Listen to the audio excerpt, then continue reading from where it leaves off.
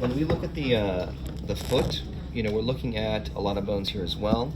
We're looking at the relationship between the tibia, the femur, and the true ankle, which is going to be the tarsals. Okay, so we'll look at the dynamics of this bone. You're seeing the relationship here between the lateral and medial side. Okay, this is going to be the medial side in line with the tibia. Lateral side is with the fibula. Okay, so we're going to isolate this bone out and figure out the inner workings of it. So here it is, kind of isolated out.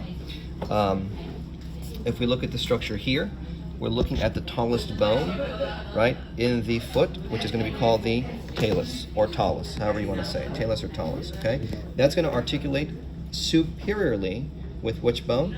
The tibia, correct? The tibia.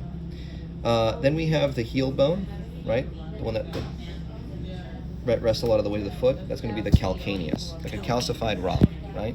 The calcified rock at the bottom. And you have the tallest bone of the foot called the talus, okay? There's another bone here. This is going to be called the navicular. This bone right here. The navicular bone will never be taller than the talus, okay? That's the navicular. That's how I know it is, right? It's right in line next to it, okay? Then you have the three little pigs, or the three little cuneiforms, right? You have the medial, the intermediate, and the lateral, okay? Then you have this one at the most lateral that looks like a cube, like an ice cube. That's called the cuboid, okay? That's how I know it's the cuboid. The cuboid is the most lateral, if you notice. It's touching your metatarsal 4 and 5, okay? 4 and 5, this one here, the cuboid. The naviculars, they're in line with your metatarsals, medial, intermediate, lateral. I don't know it's medial because my toe is the most medial. So it'd have to be the medial cuneiform. Intermediate's in the middle, and then lateral is, of course, going to be lateral to that medial. The one that is most commonly confused is this one right here, the cuboid, right? The cuboid is the one that is most lateral, and it is touching metacarpal number 4 and 5, okay? It's also touching or articulating with the calcaneus, right, the heel bone. So review the 7 bones that we have here of the ankle. What do we have? Talus, calcaneus, navicular here, navicular, medial, intermediate, lateral cuneiform, and cuboid. Okay. If we kind of continue forward and look at the metatarsals, we're looking at the bones that are going to be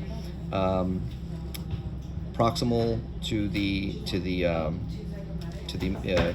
tarsal bones that we're looking at here. So you have your first, second, third, fourth, and fifth, right, for every digit. After that, distal to that, we've got our phalanges. Just like in the hand, we have 14 phalanges. All have 3 points of articulation except the great toe, which only has 2. So the great toe has the proximal, and it has a distal. All other toes have the proximal, intermediate, and distal. Proximal, intermediate, and distal. Proximal, intermediate, distal.